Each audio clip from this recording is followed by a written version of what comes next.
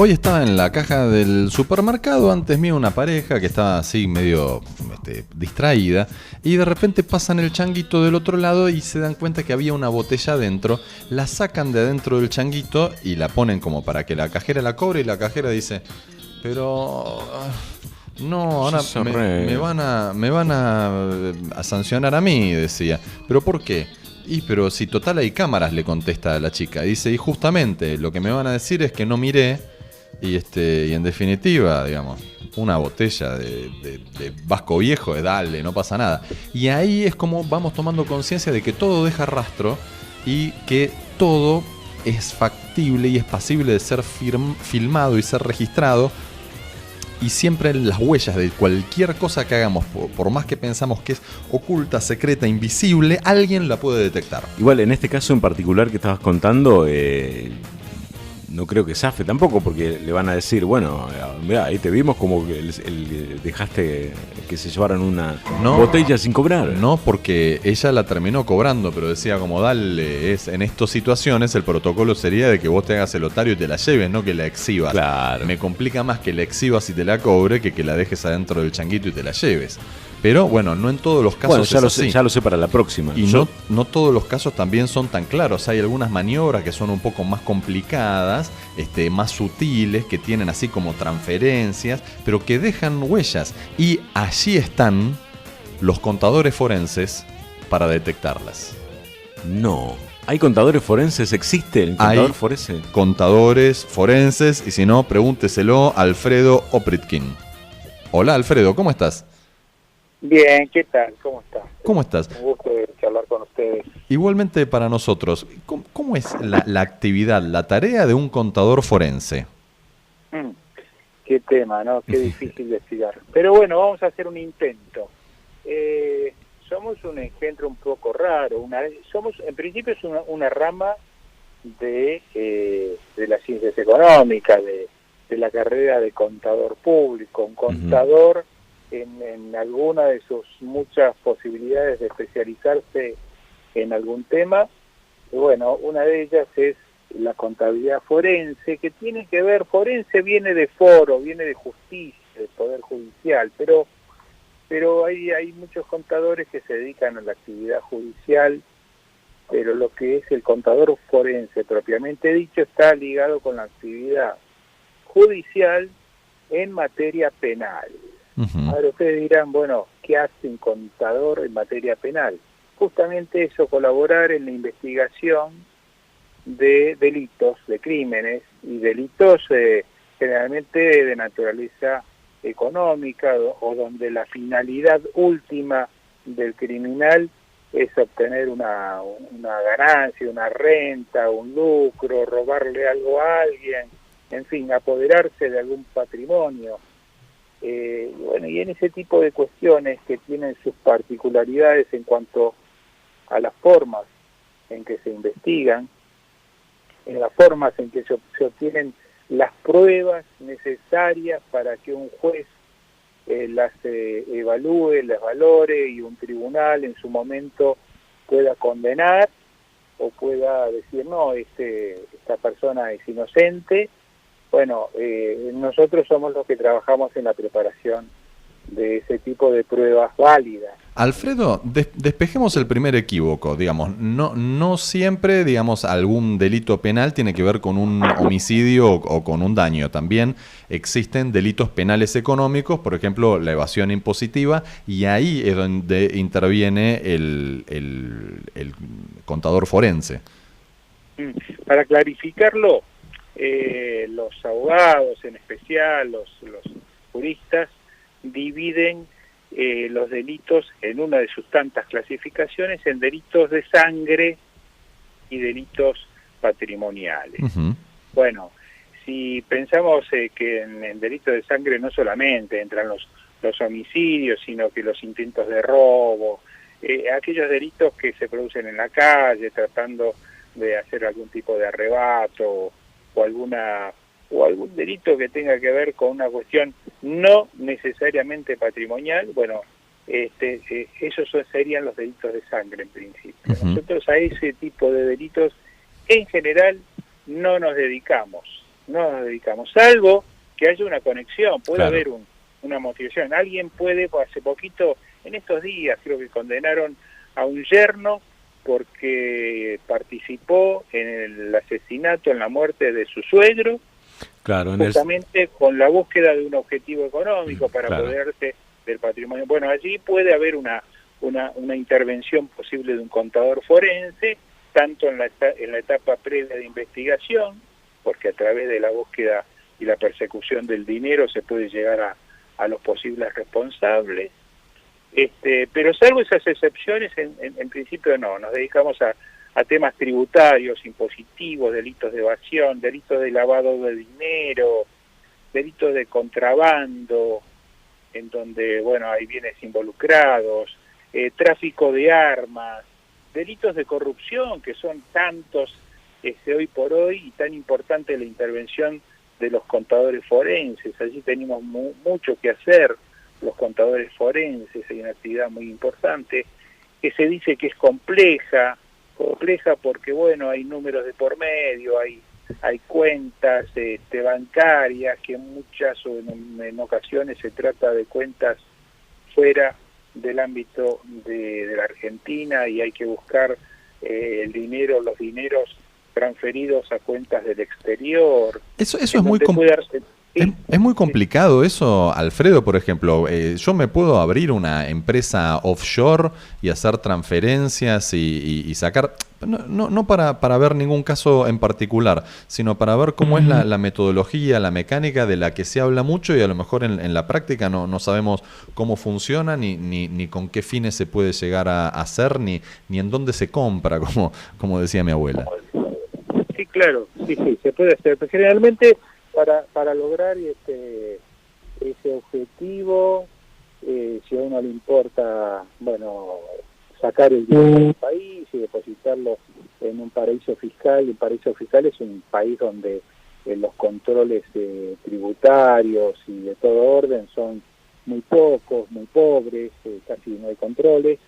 Eso se hace a través de sociedades que se constituyen fuera del país, o puede ser directamente, uno puede abrir una cuenta bancaria en, no sé, en cualquier, en Trinidad Tobago, por decir, cualquier lugar que se nos ocurra, ¿no es cierto? O en, no sé, en las Islas Seychelles, donde hay muchos funcionarios nuestros que han tenido y tienen todavía dineros depositados y cuentas abiertas. Sí, sí. Eso se puede hacer. Para eso te exigen como requisito mínimo tener una cantidad de dinero considerable. No te abren una cuenta para depositar 5.000 pesos o el equivalente en dólares. No, tenés que tener sumas apreciables porque bueno, justamente las entidades cobran alguna naturaleza, alguna clase de comisiones, y las comisiones tienen que ser interesantes para que te habiliten ese tipo de cuentas, porque luego vienen los movimientos de las cuentas, vos girás dinero que engorda esas cuentas, o retirás dinero, y todo eso es un trámite que muchas veces se hace a distancia, no hace falta que vos te traslades, se hace a través, en forma secreta, a través de un corresponsal en el país o en algún país vecino de Argentina. Es decir, todo eso es factible, se realiza, es cotidiano. Lo que pasa también es lo que empezó a ocurrir ya hace unos 3, 4 años atrás, cada vez con más frecuencia, que es la aparición de investigaciones hechas por organizaciones de periodistas a nivel internacional. Los Panama Papers, por ejemplo, los Wikileaks. Claro, que han llegado, bueno, uno de los casos más conocidos es el Panama Papers que vos acabas de nombrar. Más recientemente tenemos los, no Panamá, sino los, otro nombre, pero otra investigación muy parecida que ha habido, en donde se ha conocido la existencia de una cantidad de cuentas en diferentes países, ya de funcionarios de muy altísimo nivel de todo el mundo, ya de empresarios o de empresas que colocan esos dineros. Y bueno, y en la mayoría de ellas hay cosas extrañas, se han encontrado cosas extrañas. Esto ha dado lugar incluso a la renuncia de políticos de muchos países. Ahora, Incluso entre estos, hay, hay, había- hay cosas sí. extrañas adentro de una sociedad offshore, por ejemplo, digamos, independientemente, porque ya el hecho de que alguien arme una sociedad offshore es como que, no te digo que es prueba fehaciente de que está haciendo algo oculto, pero o la hace para evadir impuestos o para algo. ¿Hay además alguna maniobra interna que es encima sospechosa, amén de tener una cuenta o una empresa en un paraíso fiscal? Y bueno, si se detecta que alguien o se conoce o llega información a un juez o a alguien de que hay una cuenta abierta con estas características, ahí es como un principio de sospecha de un 80-90% de que allí algo raro hay, ¿no es cierto? Nadie se toma todas esas molestias y incurre en esos gastos por nada. Ojo, digo un 80-90% porque puede ser que en algún caso, o también existen, determinados negocios internacionales o movimientos de dinero de importaciones, de exportaciones a través del mundo, se hacen también utilizando este tipo de operatorias, y a veces es muy cómodo, muy conveniente contar con una cuenta abierta en un determinado país, en un determinado lugar, para recibir dinero, para hacer pagos, no solo de compras o de ventas, de transacciones, sino también de pagos de gastos, de costos que permanentemente se producen a través de estos negocios internacionales. Así que puede haber otro tipo de razones que sean perfectamente justificadas, pero por lo general, digamos, quien tiene una cuenta en un paraíso fiscal y a nombre de una sociedad offshore, en donde los titulares aparecen recién en segunda o en tercera generación, es un motivo de sospecha, ¿no? Es un buen motivo de sospecha para tirar de la cuerda y ver a qué se llega, si es que a alguien le interesa investigar. Y ahí, ¿cómo es la función del contador? ¿Necesita que le pasen la información? ¿Tiene forma de ver las triangulaciones? ¿Llega de repente a un punto en el que no le cierra y eso evidencia que falta alguna otra cosa? El contador, digamos, ahora nos estamos centrando exclusivamente en estas cuestiones de negocios internacionales o de transferencias o de movimiento de cuentas fuera del país, pero esto es válido para todo, para el interno también. El contador sería el profesional habilitado para interpretar debidamente estas transacciones y poder establecer, si es que cuenta con los elementos de juicio necesarios, es decir, los movimientos de las cuentas bancarias, los extractos de las cuentas, los comprobantes, las transferencias realizadas, los comprobantes de las transferencias, que llevan una denominación que se llama SWIFT, estas son las transferencias al exterior, que se hacen a través de corresponsales. Si se accede a los documentos, si se accede a los registros de respaldo, partiendo de la base de la legitimidad en cuanto a la procedencia de estos documentos, bueno, el contador forense estaría habilitado para estudiarlos y llegar a conclusiones. Ahora, basta solamente con ver un solo papel. No, generalmente lo que se hace es cruzar información. Es decir, si hay alguien con movimientos en determinado país, pero que se le atribuyen a cierta empresa o cierta persona y esos movimientos son sospechosos, se intentan vincular, se hace el cruce de información para vincularlo con otros elementos de juicio, como puede ser, por ejemplo, una contabilidad del país o del exterior, como puede ser análisis de la actividad. El rastreo, por ejemplo, si es posible acceder a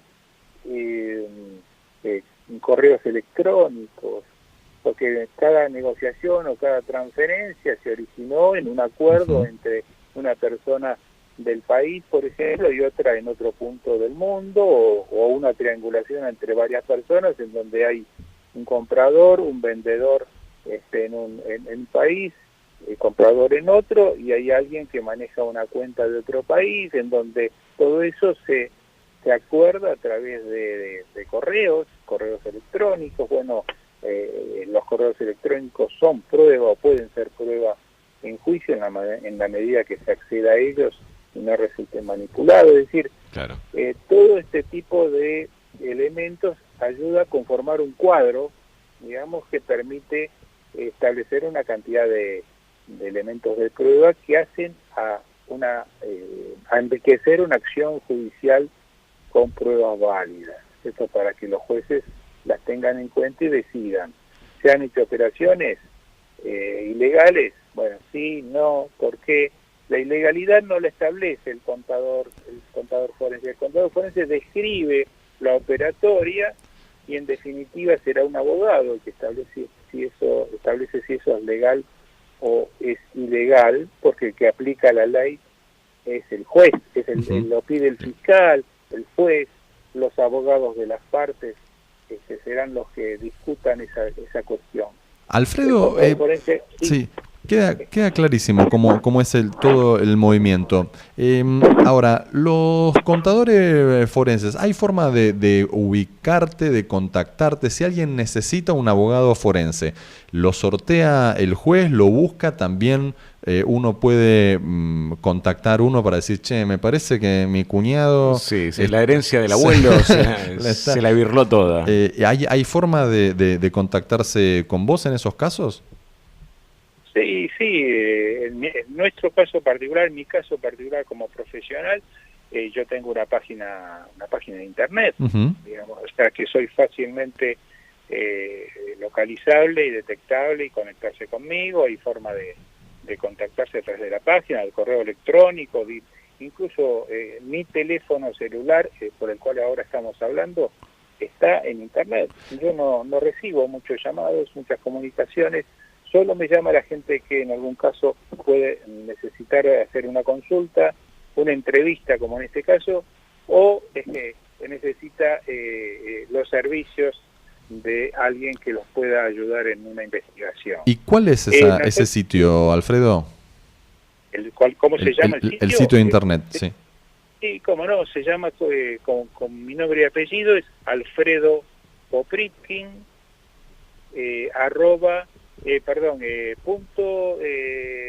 .com.ar. alfredopopritkin.com.ar.